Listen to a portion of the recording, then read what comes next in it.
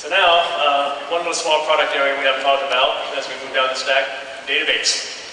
Absolutely. This is a depiction of kind of the heart of database, which is the database server itself, 11G, and all the other products that make it a complete, full, rich, industry-leading product. Simply our strategy, and again, this is not a new strategy, but a continuation of building what we believe is the best-in-class product set. So adding even more capabilities to make it easier to use, easier to move from version to version, to manage, also to make the product more secure, to support both data warehousing and OLTP. So again, our strategy is just to continue to get stronger and deliver more of the features that you want across the board.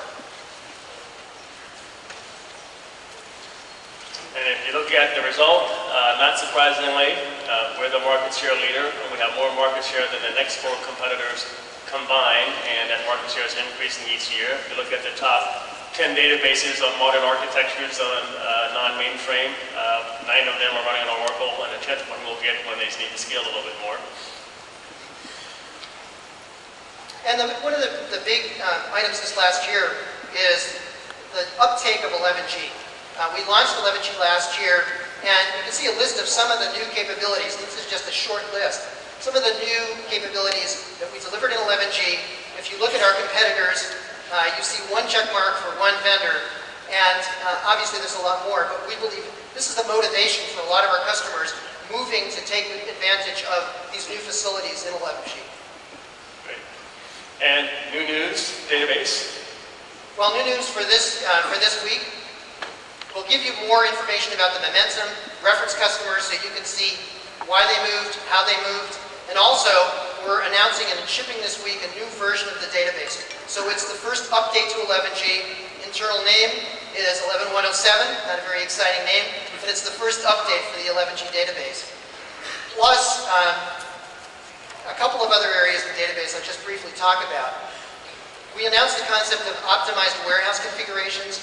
We've now built up new versions of those with our partners up to 100 terabytes.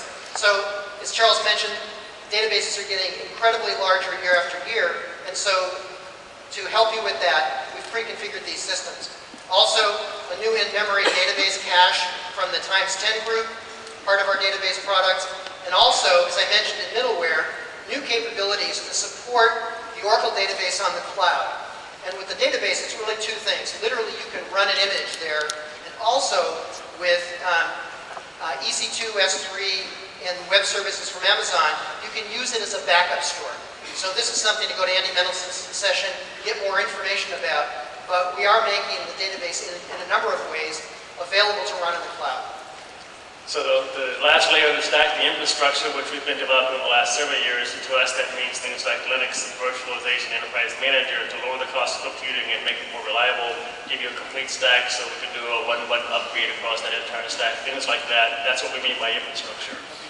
Our strategy here has really evolved and expanded. The main mission, though, is to enable low-cost grid computing. And we do that by providing you Linux, Oracle Enterprise Linux, Oracle VM for virtualization, and also Enterprise Manager, particularly the grid control functions in Enterprise Manager. And what that enables us to do is to provide a complete stack supported on this infrastructure where some of the benefits, just as examples, are you can literally do a bare metal install. You can take a machine, take a complete stack of Oracle software, and install it, and literally some of the stacks take 10 minutes or so to do.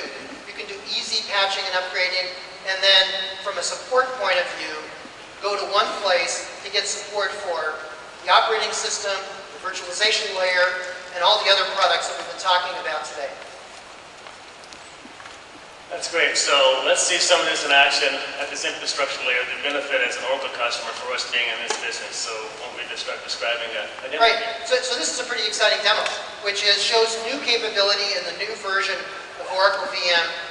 And what we'll see in this demo is 2 servers as part of a pool. And obviously this pool of servers could have multiple in it. But for this demo, we have 2 backstage. First one is cleverly called VM Server 1. The other one is VM Server 2. I guess we used all our great names with Beehive. And you'll see on top of that, though, 2 stats. One of them is a VM layer that has Oracle database products on it. The other one has two OSs, so we're running both Linux and Windows on that. And what we're going to do is first show you the VM Manager console. And you can see under server name that there are two servers running, VM Server 2, VM Server 1. And we're going to go to the HP Management Console, and we're going to kill VM Server 2. And it's just that simple.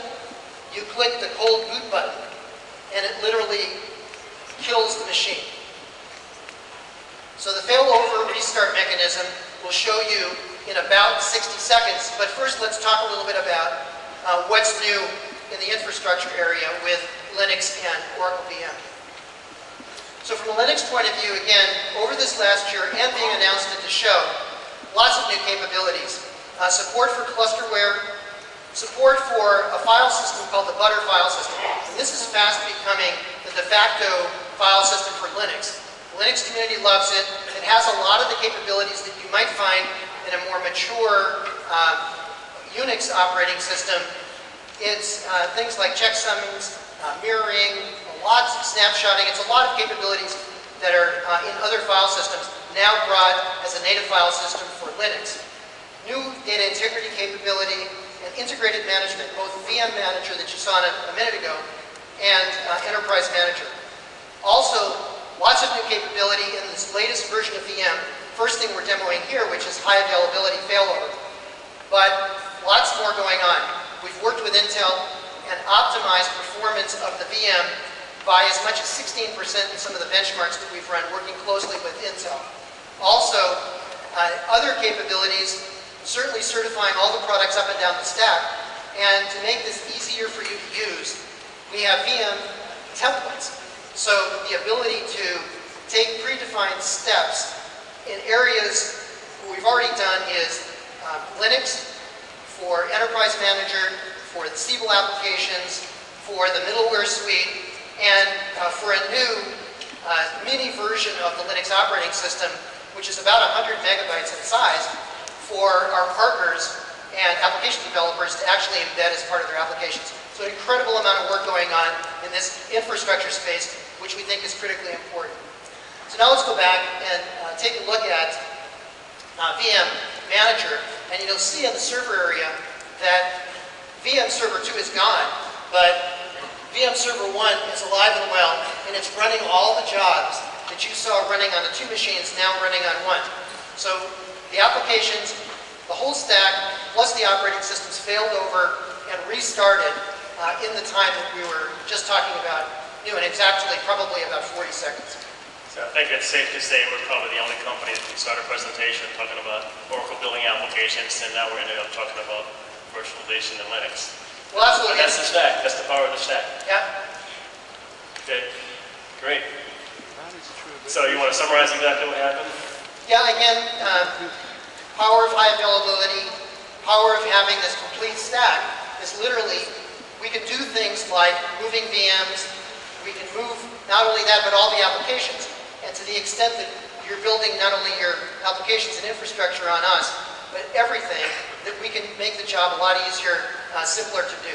But again, in an open environment. Okay, and lastly, all this needs to be supported, right? So support spans this entire stack. And what we're announcing today is a new support portal. Many of you are used to using MetaLink. It's now called My Oracle Support.